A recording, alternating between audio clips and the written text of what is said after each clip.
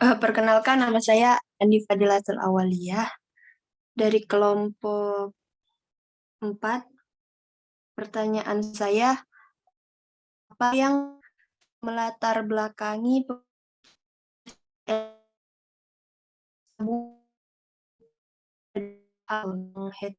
yang heterogen itu, yakni sakral dan profan, serta bagaimana implementasinya terhadap ilmu-ilmu agama dari tokoh ilmuwan lainnya mengenai pemikirannya tersebut. Mohon penjelasannya. Terima kasih. Untuk satu orang cepat di yang pertama ini silahkan di unmute teleponnya dan sebutkan kelompok berapa.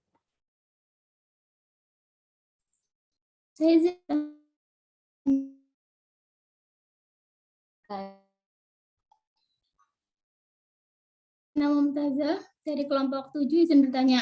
Di dalam PowerPoint kan terdapat materi tentang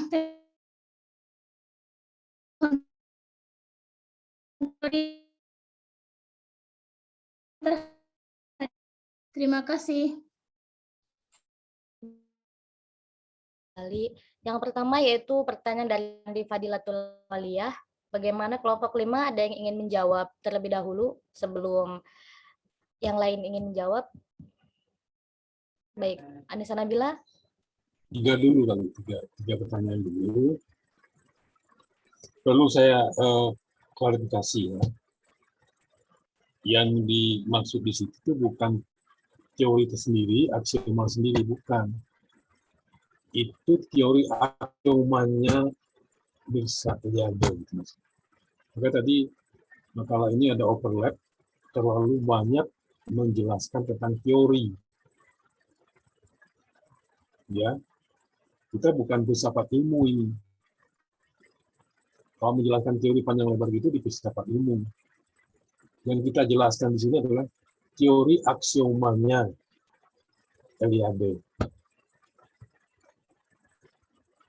Bukan menjelaskan apa itu teori. Gitu.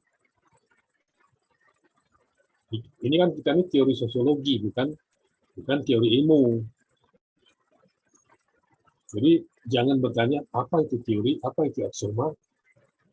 Salah itu begitu. Yang ditanyakan itu apa itu teori aksiomanya Mirza Eliade gitu, ya.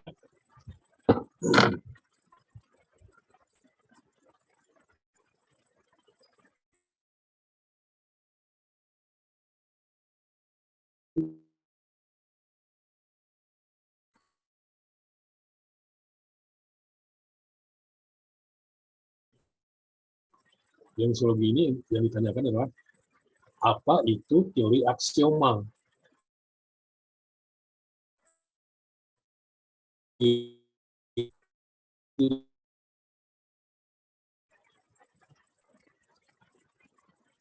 Kan dalam ilmu pengetahuan ada dua, ada pembuktian secara penelitian, baru lahir teori, ada aksioma. Aksioma itu kebenaran yang tidak perlu dibuktikan. Misalnya, kalau orang makan kenyang, itu aksioma. Nggak usah diteliti lagi, apakah dia nggak kenyang, apa kenyang, gitu. Itu sesuatu yang postulat, yang sudah menjadi postulat, itu namanya aksioma. Ya, silakan Bu Tufa. Baik, Bapak. Ini dilanjut aja berarti, Bapak. Ya. Baik, pertanyaan Andi Fadilatul Awaliyah tadi yang akan menjawab Anissa Nabila. Silahkan Anissa Nabila. Ya, baik. Terima kasih moderator telah mempersilahkan saya menjawab pertanyaan dari Andi Fadilatul Awaliyah. Untuk pertanyaan dari Andi Fadilatul Awaliyah mengenai latar belakang, yakni beberapa aspek latar belakang pemikiran Mirza Eliade, diantaranya adanya kehidupan keluarga, pendidikan, karakteristik keberagaman, dan pengalaman dalam lintas budaya dan agama.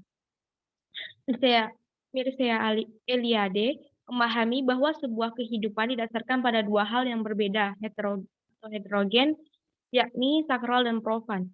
Sakral adalah sesuatu yang memiliki makna suci, sedangkan profan merupakan sesuatu yang dianggap tidak memiliki nilai suci atau biasa. Kedua hal yang berbeda itu merupakan fondasi untuk melihat kehidupan keberagaman manusia, baik sebagai individu maupun kelompok. Pemahaman sakral dan profan ini digunakan untuk melihat ruang, waktu, alam, dan eksistensi manusia. Dan implementasinya pada keagamaan, pemikiran Mircea Eliade ini berimplikasi terhadap ilmu agama atau sejarah agama-agama. Pendekatan historis fenomenologis dapat digunakan dalam memahami gejala-gejala keagamaan. Data historis itu juga mengungkapkan humanitas pengalaman-pengalaman religius. Menurut metode fenomenologis, menguraikan dan mengartikan data itu untuk menggambarkan fenomena-fenomena religius yang menyusun lingkungan homo religius dan untuk menafsirkan makna keberagaman atau religius. Sedangkan untuk sanggahan dari ilmuwan-ilmuwannya, mohon maaf saya belum menemukan, mungkin nanti penjelasan selanjutnya bisa diberitahu oleh Pak Gusman. Mungkin itu saja yang dapat saya jawab. Saya kembalikan lagi kepada moderator. Baik, lanjut ke pertanyaan yang kedua, Azki, yaitu yang akan saya jawab sendiri. Pertanyaannya tadi, tolong jelaskan kembali antara teori dan aksioma. Sepengetahuan saya, teori ini yaitu asas umum yang menjadi dasar suatu ilmu. Nah, istilahnya itu teori ini dikenal sebagai pendapat yang didasarkan pada penelitian dan penemuan atau sesuatu yang didukung oleh data dan argumentasi. Nah, sedangkan aksioma ini merupakan sebuah pernyataan di mana pernyataan yang kita terima sebagai suatu kebenaran dan juga aksioma ini bersifatnya umum. Nah, kita juga tanpa perlu adanya pembuktian gitu dari diri kita dan bisa juga dikatakan ialah sebuah ketentuan yang pasti atau mutlak kebenarannya. Mungkin kalau hubungan teori dan aksioma dengan agama akan dijelaskan oleh Bapak mungkin nanti. Cukup sekian yang dapat saya jawab untuk Azki Syafrina. Untuk sesi yang kedua kami buka 2 penanya. Bagi yang masih belum paham atau ada yang ingin ditanyakan, silahkan unmute mikrofonnya. Saya ingin bertanya. Sebentar ya. Saya ingin menjelaskan dulu, jangan salah perspektif. Di dalam pembahasan itu, karena ada pendapat dari Mircea Eliade bahwa dia punya 2 aksioma dalam meneliti agama. Ya. Nah, makanya dibedakan dulu oleh pembahas itu antara teori dan aksioma. Itu maksudnya tadi itu gitu. Apa itu teori, apa itu aksioma. Cuman mungkin terlalu panjang lebar menjelaskannya. Mestinya cukup pendek aja. Teori itu adalah dimulai dari pengamatan atau penelitian, kemudian menimbulkan gejala-gejala, lalu dicatat fakta-faktanya, kemudian dibuat sistematikanya. Itu teori. Kalau aksioma, aksiomanya Eliade itu adalah satu sejarah, yang kedua adalah fenomenologi. Jadi dia melihat fenomena-fenomena yang terjadi di sekitar keagamaan itu, kehidupan keagamaan itu, dan juga latar belakang sejarah dari kepercayaan keagamaan itu. Itu namanya 2 aksiomanya Eliade itu maksudnya. Nah, tujuan dari aksioma ini adalah untuk anggapan yang reduksi tentang keagamaan itu, seperti misalnya pendapat Karl Marx dan atau misalnya pendapat Sigmund Freud. Itu kan mereduksi sakralitas keagamaan. Freud misalnya mengatakan bahwa agama itu ilusi atau khayalan seorang anak laki-laki yang mencintai ibunya, yang kita kenal dengan namanya Oedipus Complex itu. Itu kalau reduksiasme dari Sigmund Freud. Jadi sekarang saya tanya dulu, reduksi tahu apa maksudnya?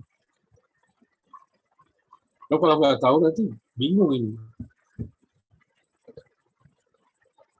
Coba siapa yang tahu apa itu maksud reduksi atau reduksionisme?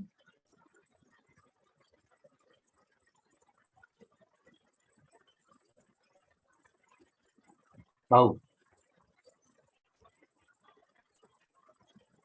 Kalau bahasa gampangnya gini loh, mendangkalkan sesuatu yang rumit. Nah, itu reduksi. Mereduksi nilai-nilai sejarah misalnya. Jadi menyederhanakan nilai-nilai sejarah itu. Itu namanya mereduksi. Nah, teori-teori Karl Marx, teori-teorinya Sigmund Freud, atau teori-teori lain tentang agama misalnya, atau Friedrich Feuerbach misalnya gitu, itu semua mereduksi ke sakralitas keagamaan. Misalnya Tuhan itu bukan sesuatu yang sakral. Tuhan itu adalah ciptaan manusia misalnya. Itu misalnya pendapatnya Feuerbach dan Karl Marx misalnya. Nah, itu namanya mereduksi. Eliade ini mencoba melawan itu, bahwa agama itu adalah berasal dari luar sistem alam ini, di luar sistem kehidupan manusia itu. Dia ada di kosmos yang berbeda. Dalam kosmos dia ada, tapi dia di luar dari kehidupan manusia, di luar dari alam ini. Itu namanya sakral menurut Eliade itu. Makanya kalau kita sederhanakan pendapat teori-teorinya Mircea Eliade itu adalah 4. 1, sakral dan profan. Sakral dalam teorinya Mircea Eliade itu sangat berbeda dengan pendapatnya teorinya Emil Durkheim.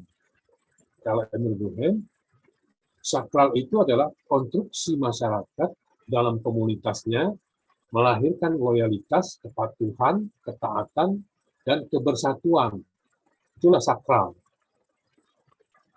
Kalau dalam Eliade bukan. Sakral itu adalah supranatural yang tidak bisa disentuh, dan kekuatan itu ada di luar kosmos.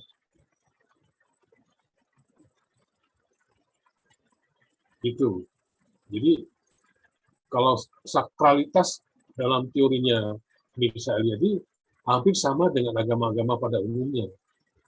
Ada dewa, ada Tuhan, ada Sang Hyang Widi, ada zat yang esa, laisa kamislihi syai'un gitu. Itu kalau sakralitas menurut Eliade seperti itu. Sesuatu yang tidak serupa dengan kita, tidak serupa dengan alam ini, dia di luar itu semua. Kemudian yang profan adalah sama dengan teorinya Durkheim, bahwa sesuatu yang kehidupan biasa adalah profan. Dia misalnya memberikan contoh, di dalam ritual keagamaan ada terjadi misalnya satu atmosfer yang mencekam, yang membuat kita bergidik. Nah, itu adalah sakralitas. Tetapi di dalam kehidupan yang sama, misalnya orang berkumpul, kemudian orang menari-nari, bernyanyi-nyanyi misalnya, nah itu profan. Nah, misalnya gini, ada gerakan sholat, kita sholat itu kan angkat tangan, terus tangan di dada gitu, kemudian sujud, ruku, itu sakral, itu perbuatan, artinya apa? Perilaku sakral.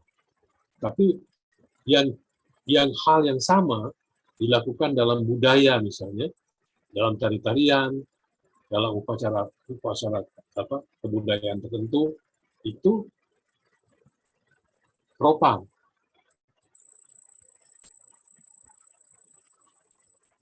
Jadi jelas bedanya. Kalau sakral dalam konsepnya Durkheim adalah bagaimana masyarakat itu bersatu. Misalnya contoh gini, begitu masyarakat itu bersatu, terus diteriakkan dalam ada satu kata atau satu kalimat yang mampu membuat mereka menjadi satu, misalnya Allahu Akbar, itu terjadi sakralitas yang luar biasa di masyarakat itu. Waktu itu, kalau sudah merasuk seperti itu, takbir, itu siapapun yang menjadi musuh akan hancur semua. Demi sedahsyat itu sakralitas masyarakat. Nah, itu yang konsep Durkheim. Tapi kalau Mircea Eliade tidak seperti itu.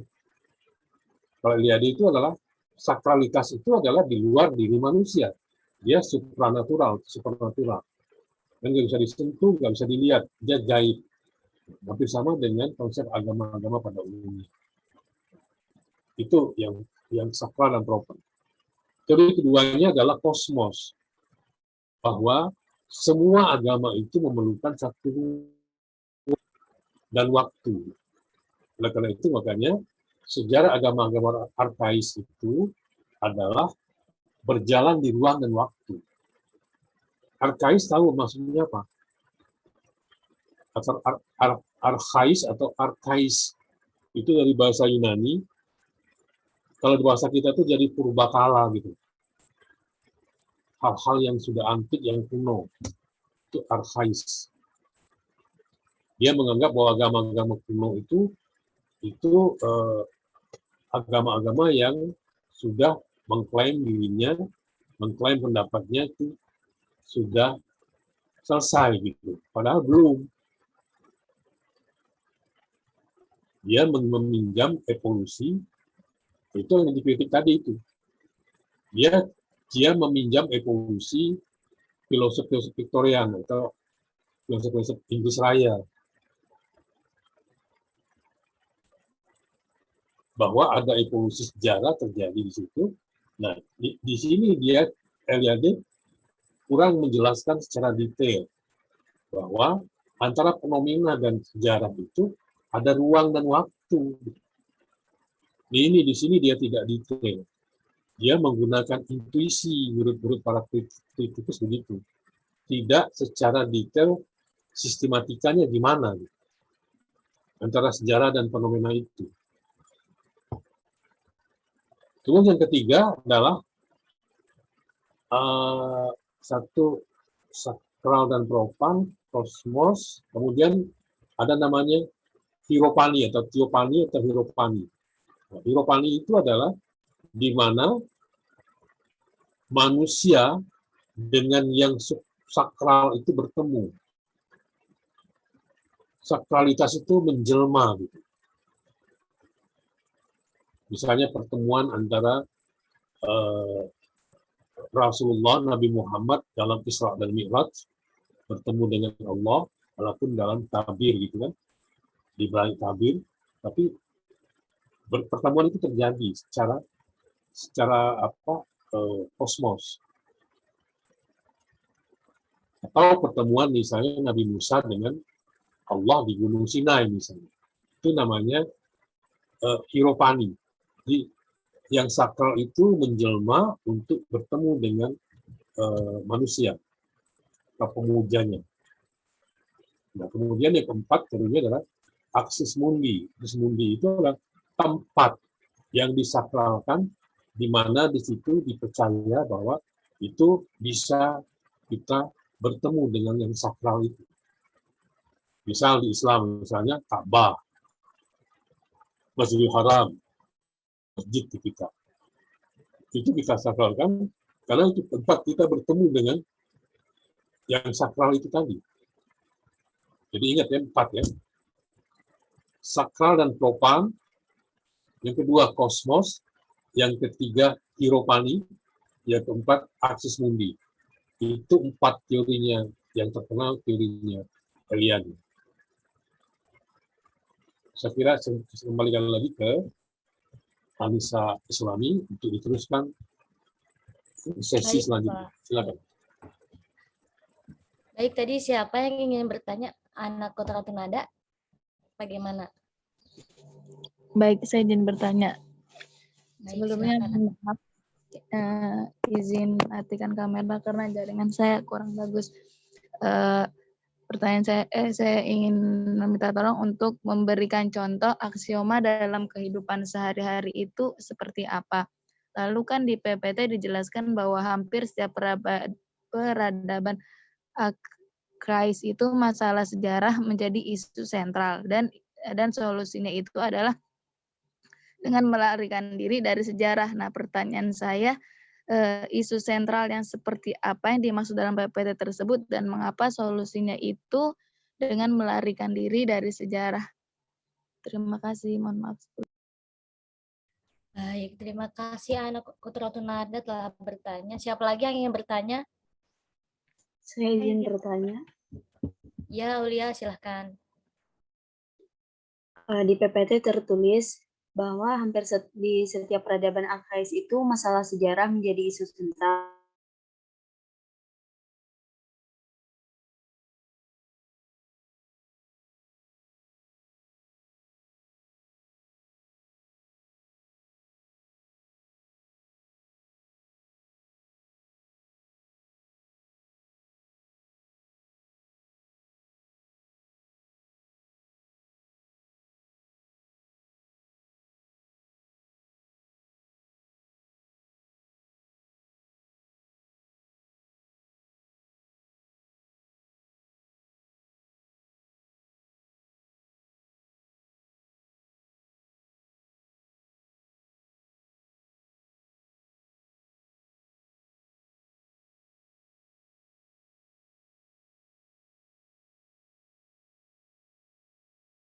Bagian mengapa solusi dari masalah itu dengan melarikan diri dari sejarah dan terkait isu sentral ini dalam buku Seven Theories of Religion karya Daniel L. Pals ini belum dijelaskan secara detailnya dan saya juga belum menemukan apa alasannya beliau menulis hal itu gitu loh. Mungkin nanti untuk penjelasan lebih lanjutnya bisa dijelaskan oleh Bapak dosen. Mungkin itu saja yang dapat saya jawab. Mohon maaf apabila banyak kekurangan. Saya kembalikan lagi kepada moderator. Baik, terima kasih Anissa Nabila. Selanjutnya tadi pertanyaan yang keempat, Aulia Rahma. Kelompok 5, siapa yang ingin menjawab pertanyaan dari Aulia Rahma? Saya ingin mencoba menjawab pertanyaan dari Aulia Rahma. Baik, silahkan Aulia Nabila. Ya, baik. Pertanyaannya, solusi dari masalah peradaban arkais tentang dengan melarikan dirinya dari sejarah. Apakah itu efektif? Apakah ada relevansinya? Gitu ya. Menurut saya, melarikan diri ya. Bila tolong kalau lagi ngomong dibuka itunya. Jadi kalau sudah Baik, Pak. ini baru. Jadi kalau lagi ngomong tolong dibuka. Itu etika ya. Ya, Baik, Pak. Dari tadi kebuka Pak videonya, tiba-tiba nggak tahu. Baik, Pak. Terima kasih. Menurut saya, melarikan diri itu bukanlah solusi terbaik ya solusi terbaik dan tidak relevan. Karena melarikan diri adalah sesuatu yang menunjukkan tidak bertanggung jawabnya. Tapi masalah relevansi pada kondisi zaman saat ini saya kurang tahu. Nanti mungkin bisa lebih dijelaskan oleh Bapak dosen. Atau ada yang ingin menambahkan, silakan. Ingin menambahkan pendapat saya. coba yang lain berpartisipasi coba. Jangan nonton doang. Ya, silakan. Baik, mungkin dari teman-teman sekalian ada yang ingin menambahkan jawabannya? Silakan di-unmute saja mikrofonnya. Di mana orang ini Alfi, Farah Hasana, jangan-jangan nggak ada di tempat ini. Cuma buka Zoom terus begini. Coba yang lain ikut-ikut apa? Ayo berpartisipasi, jangan nonton aja.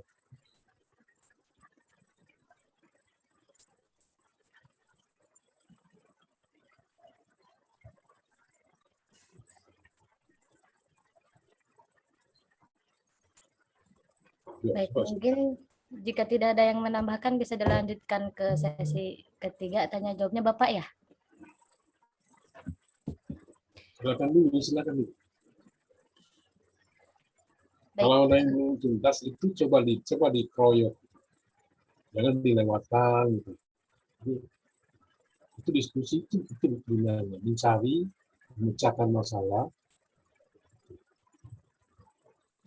Makanya Bapak selalu tekankan baca, jangan baca makalahnya, baca di artikelnya, baca di bukunya. Jadi begitu mentok kayak gini, ada teman yang bisa membantu.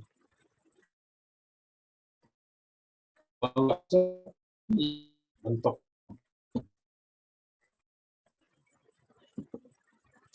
Sekarang saya tanya dulu, ada yang mengerti tentang dua aksioma itu?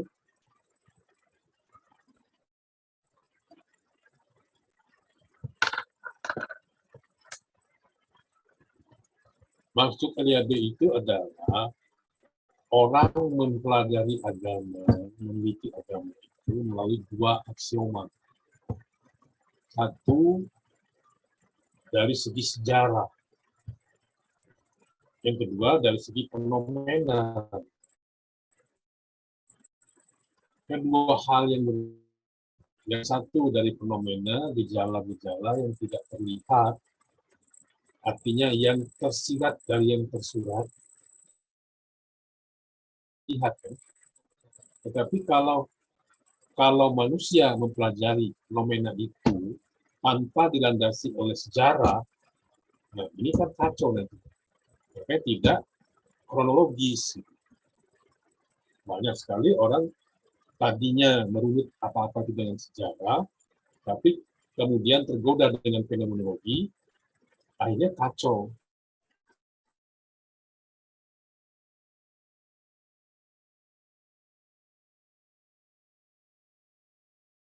Dikeluarkan jadi tidak valid gitu.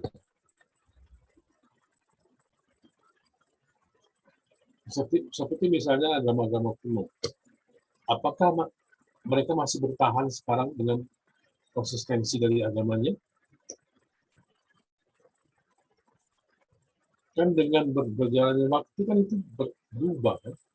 Timbul fenomena baru lagi. Kemudian itu perubahan-perubahan itu, nah, apakah perubahan-perubahan itu masuk akal atau loncat-loncat atau menjadi perubahan-perubahan yang signifikan dalam perkembangan zamannya? Itu yang dilihat oleh misalnya bahwa agama arkais, agama purba itu sebenarnya sudah selesai, tetapi coba dihidupkan kembali melalui sejarah dan fenomenologi. Nah, itu namanya teori aksiomanya. Jadi itu. Aksioma ini adalah sesuatu yang tidak perlu diteliti, tetapi diyakini kebenarannya. Itu. Misalnya Tuhan. Apakah kita pernah meneliti di mana adanya Tuhan? Bagaimana Tuhan itu bekerja?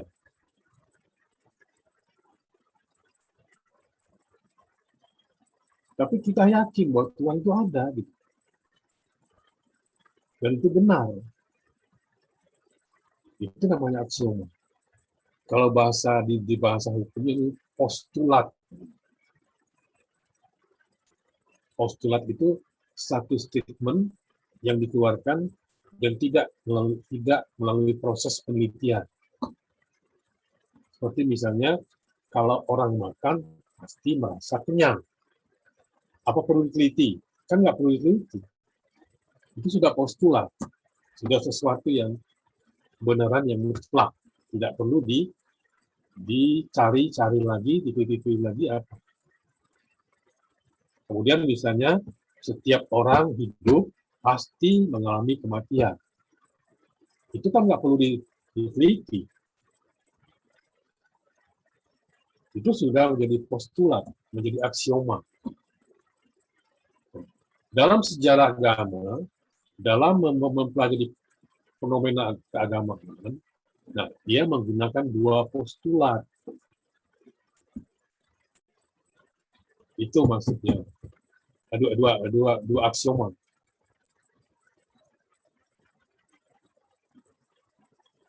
Misalnya gini, kalian belajar tentang sejarah agama atau fenomena agama.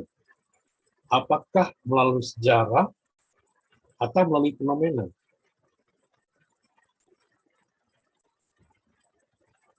Itu maksud dua aksiomanya Eliade itu di situ maksud.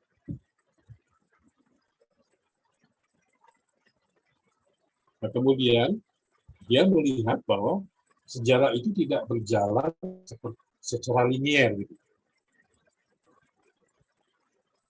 Ada agama yang mati, hilang, ada agama yang muncul kemudian. Itu kan tidak linier maksudnya.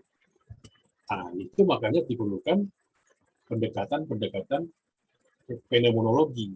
Makanya ada filsafat fenomenologi, ada filsafat historical filosofi, filsafat sejarah. Dua hal ini kan berbeda pendekatannya. Itu maksud daripada inti dari dua aksiomanya Eliade ini. Nangkep ya?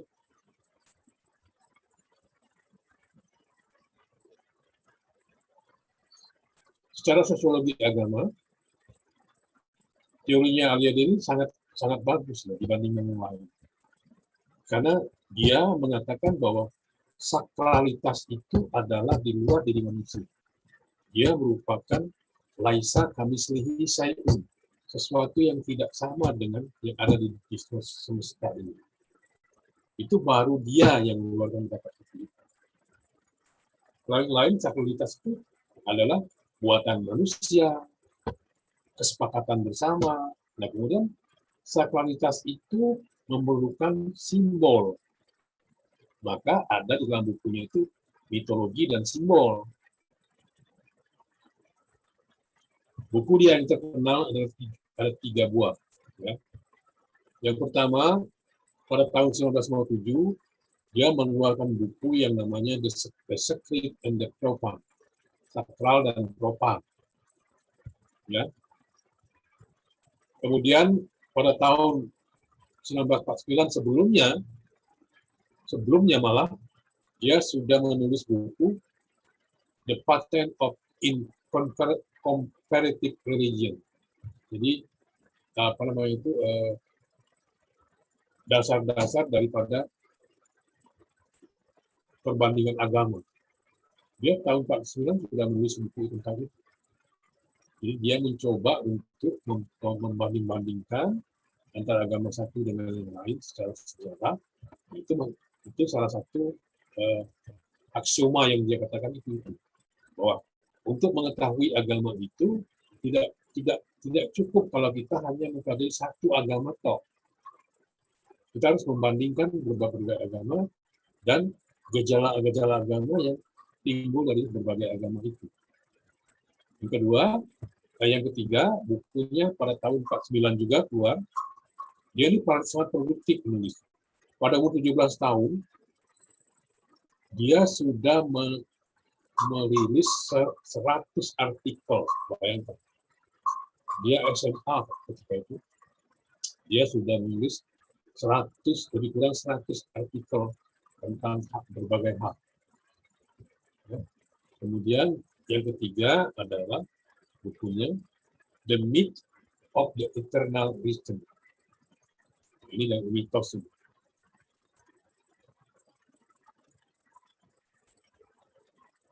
Tiga buku ini yang sangat fenomenal dalam karyanya Eliade. Ya. Kemudian dia menguraikan apa itu sakral dan profan secara detail.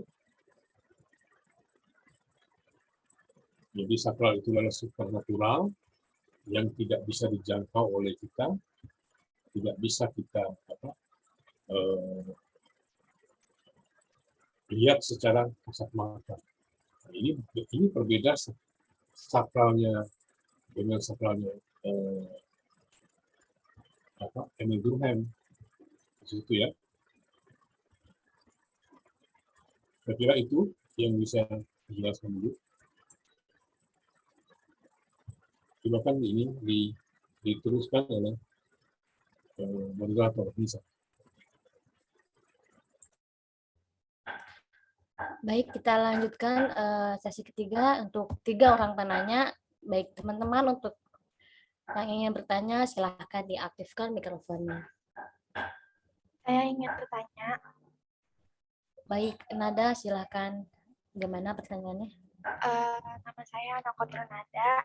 Saya ingin bertanya, coba tolong jelaskan apa saja yang disebut sebagai pemisah antara yang sakral dan yang profan. Terima kasih. Baik, Nada, terima kasih. Ada lagi yang ingin bertanya, teman-teman? Sisa 2 orang penanya lagi.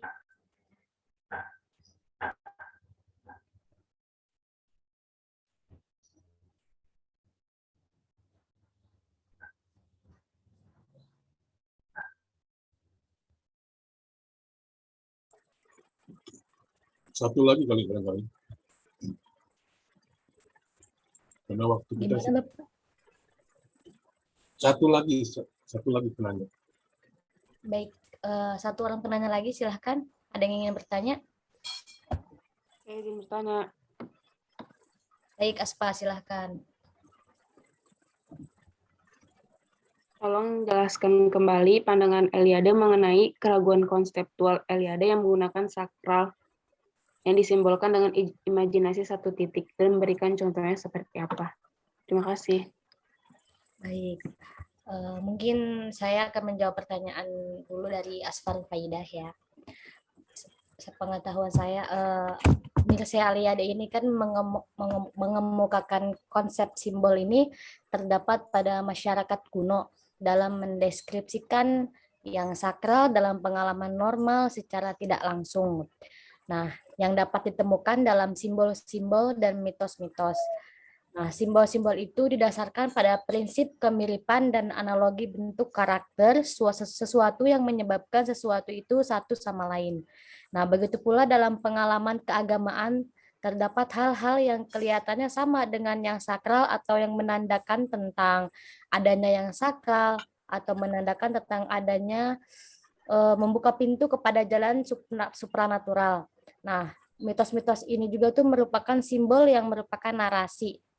Bukan hanya sekedar sebuah imajinasi atau petanda-petanda, melainkan imajinasi ini yang dimuat dalam bentuk cerita yang mengisahkan dewa-dewa leluhur, para kesatria atau dunia supranatural lainnya. Dan untuk penjelasan lebih dalamnya mungkin akan disampaikan oleh Bapak. Untuk pertanyaan dari Ana Putroto Nada, kelompok 5, siapa yang akan menjawab? Baik, saya akan coba menjawab. Baik, Rehan, silahkan. Tadi pertanyaannya, apa yang menjadi pemisah atau pembeda dari sakral dan profan? Tadi sebelumnya sudah dijelaskan juga oleh Bapak bahwa sakral dan profan itu kan 2 komponen yang hubungannya erat itu antara satu dengan yang lainnya. Nah, sakral juga itu tadi dijelaskan bahwa sakral itu adalah satu objek yang dianggapnya suci sama sebagian orang. Tapi di sisi lain untuk profan ini sendiri dianggap biasa aja sama sebagian orang. Nah, sakral dan profan itu bentuk wujudnya tuh beda-beda. Ada yang dari benda, tempat, ritual, atau upacara. Bahkan tuh ada kebudayaan yang sudah jadi kebiasaan dan norma di suatu tempat atau di suatu kelompok itu tertentu ya. Nah, kalau tadi Bapak mencontohkan seperti Mekah, kalau saya ingin mencontohkan sakral dan profan itu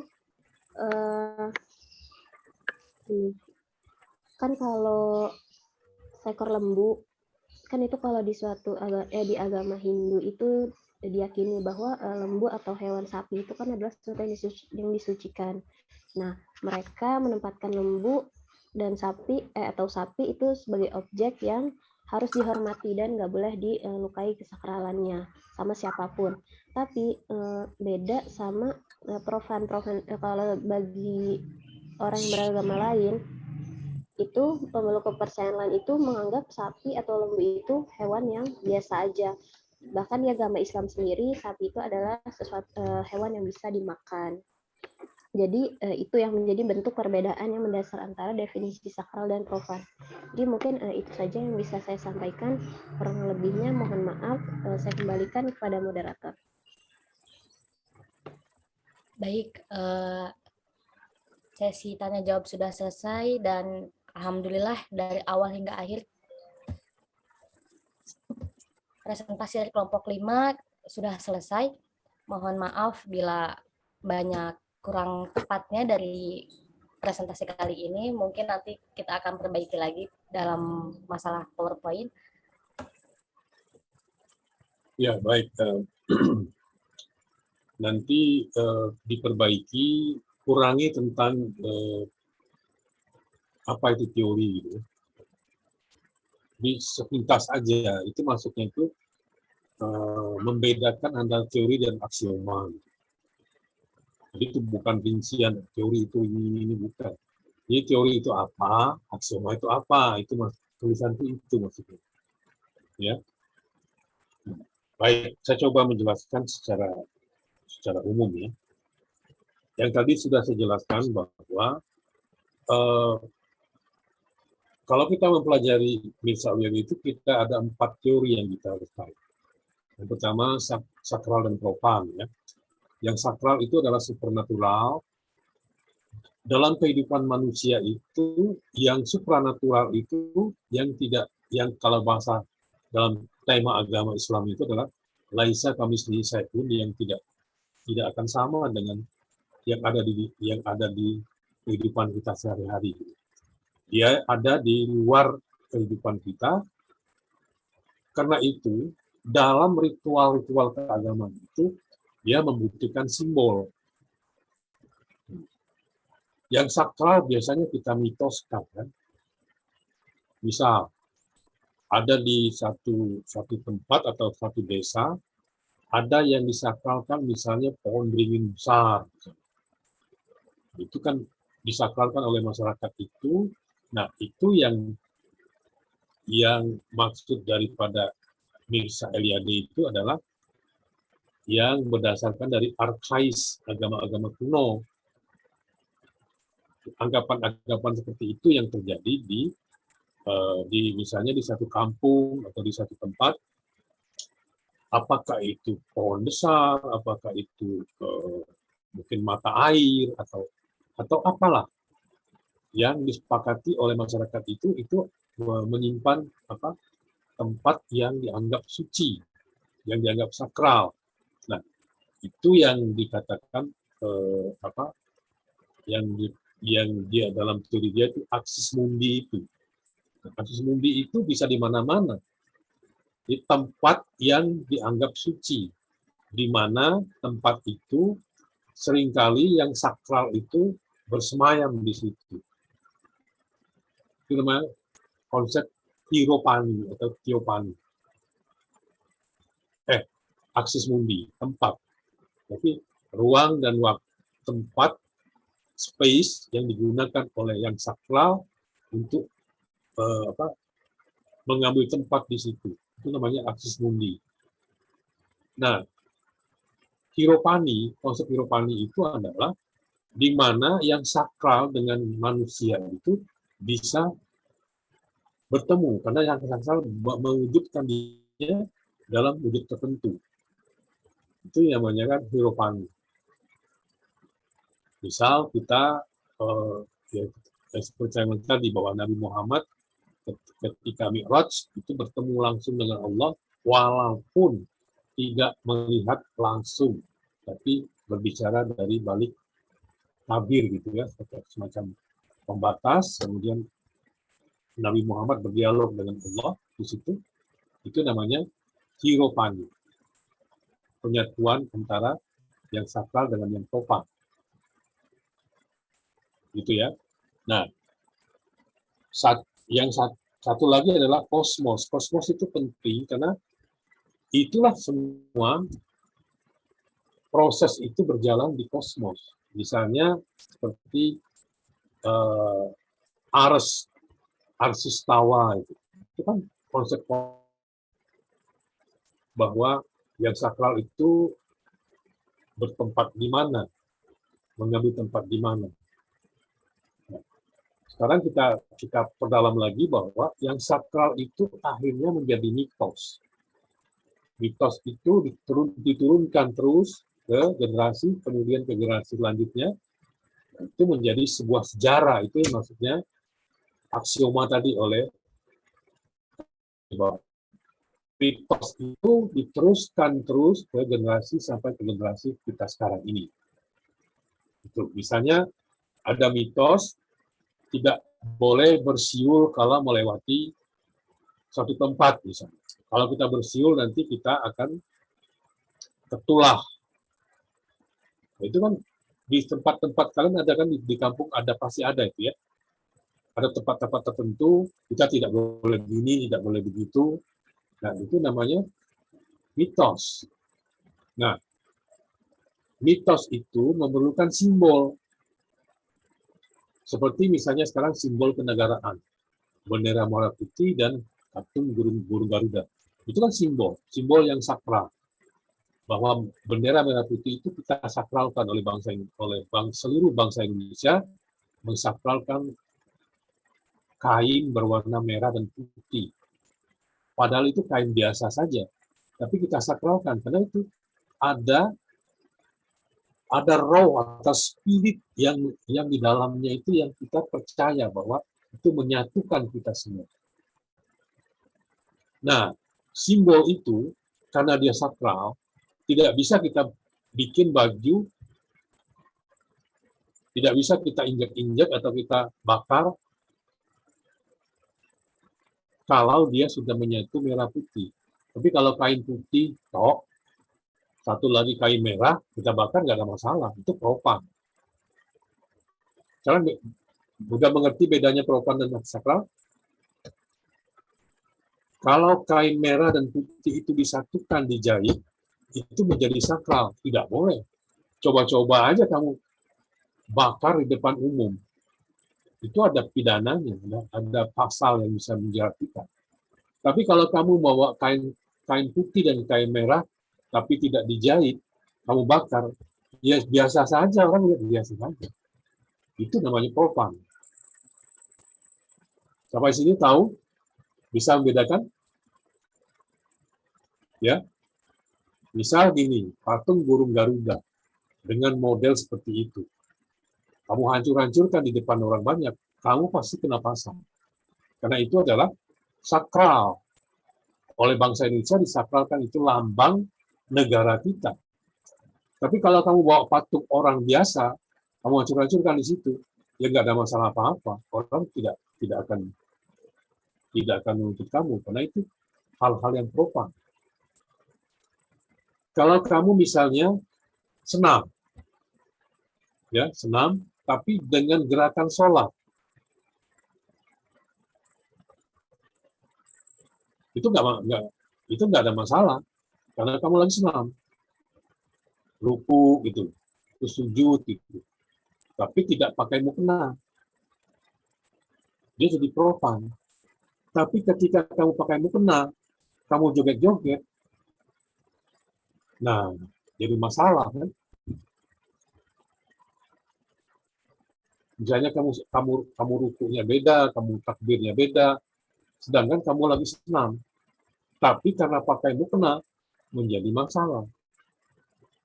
Karena mukena itu ada dalam areal sakral, sholat. Nah, sama dengan misalnya orang melakukan pegelaran musik rock atau musik katakanlah musik Melayu atau dangdut atau apa di dalam masjid. Nah, itu mencampurkan yang profan dengan yang sakral. Jelas bedanya? Sudah tahu? Itu sakral dan profan. Nah, sakral itu memerlukan simbol. Di Islam misalnya simbol bulan bintang. Nah, itu sakralitas kita adalah bulan bintang. Ada di atas menara atau di atas kubahnya masjid. Setiap masjid pasti punya kubah. Di atas kubah itu pasti ada lambang bulan bintang. Itu adalah simbol agama Islam. Kristen itu salib. Kalau Yahudi ada 2 segitiga terbalik. Kalau agama Tao ada yin dan yang. Biasanya warna putih dan hitam. Kalau IIKI itu punya bendera dengan logo tersendiri.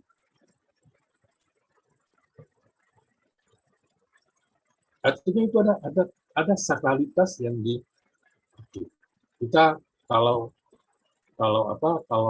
lagi upacara mencium bendera merah putih. Kalau di IIKI kita mencium bendera IIKI.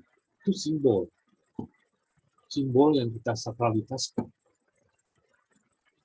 Dan kita memperlakukan yang simbol yang sakral itu tidak bisa main. Coba sekarang berani nggak kalian bawa bendera Fakultas Suludin atau bendera IIKI Jakarta sampai di depan kampus dibakar? Berani nggak? Enggak kan? Karena kita itu namanya disakralkan. Gitu. Tetapi simbol itu tidak ada apa-apanya di situ. Karena itu simbol dari sesuatu yang di luar itu. Ada spirit kosmos namanya. Kalau dalam filsafat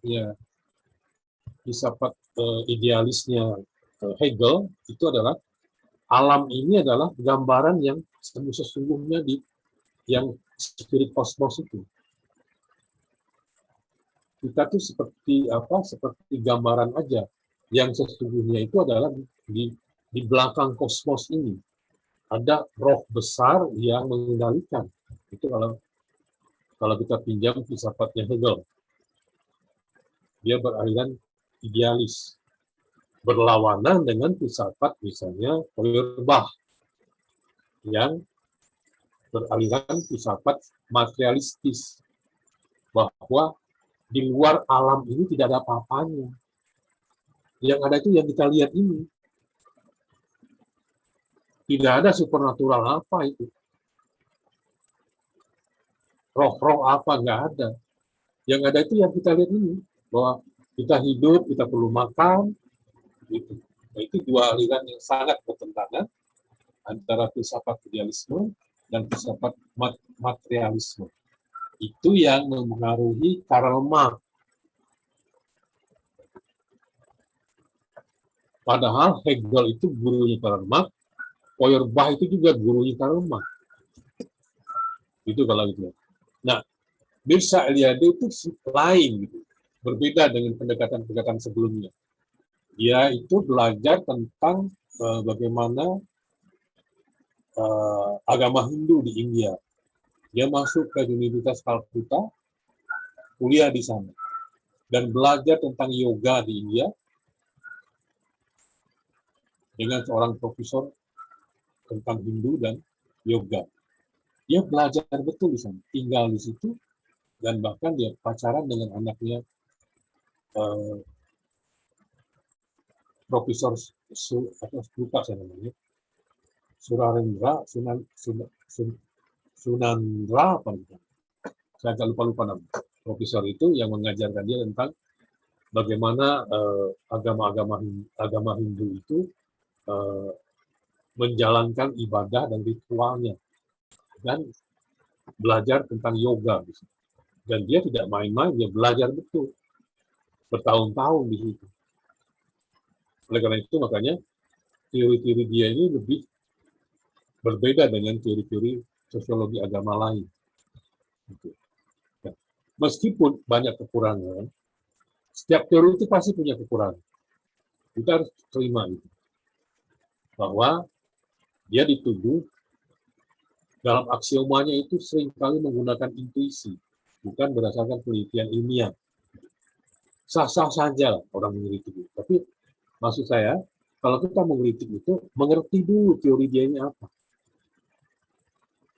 Ya, jadi teorinya itu 4 yang dikenal secara umum itu 4 itu. Sakral profan, kemudian teori kosmosnya, lalu teori hieropani atau teopani, pertemuan antara yang sakral dan yang profan, kemudian axis mundi, itu tempat atau ruang yang digunakan oleh sakral dan profan untuk bertemu. Kalau kita misalnya di Islam, kita melakukan ibadah haji. Itu kan percayaan kita bahwa itu mengulang pertemuan-pertemuan misalnya di apa namanya itu wukuf di Arafah, itu menapaktilasi bagaimana dulu Adam dan Hawa bertemu di Jabal Rahmah misalnya. Nah itu kan itu yang kita lakukan untuk menapaktilas pertemuan-pertemuan spiritual itu dan yang profan.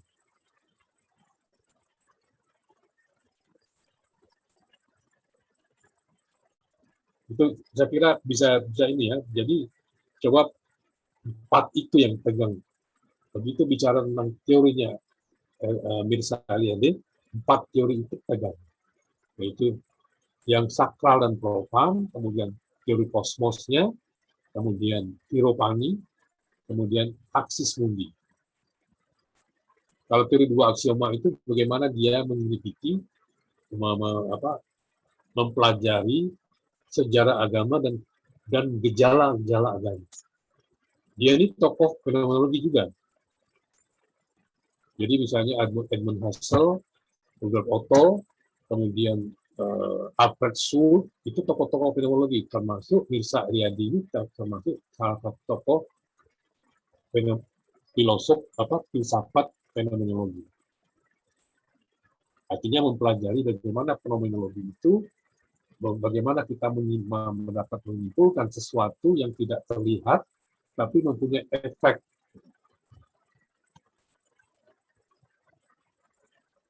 Saya kira itu yang bisa dilakukan karena sudah 9:12, kalian akan masuk jam kedua. Lebih jauh nanti akan dibaca lagi ya, dan saya harap PPT ini dibuat makalahnya, disusun dalam makalah, dan tidak terlalu banyak membahas tentang teori tadi. Itu perlu dibuka di situ adalah beda antara teori dan aksioma. Itu aja ya yang diperbaiki dari makalah ini. Baik, saya kira kita langsung tutup aja karena sudah 9:13. Lebih dan kurang saya mohon maaf. Wabillahi taufiq wal hidayah. Assalamualaikum warahmatullahi wabarakatuh. Sekarang siapa ya? PJ-nya Pak Ali. Bukan Anissa Nabila lagi kan? Aulia. Saya Bapak. Iya, Pak kamu. Kebanyakan Anissa sih, satu Ani, 4 Ani. Ada Anissa Lutfiana, ada Anissa Nabila, ada Anissa Islami, ada Anissa Nur Zain. Ada berapa orang Anissa di Pak A?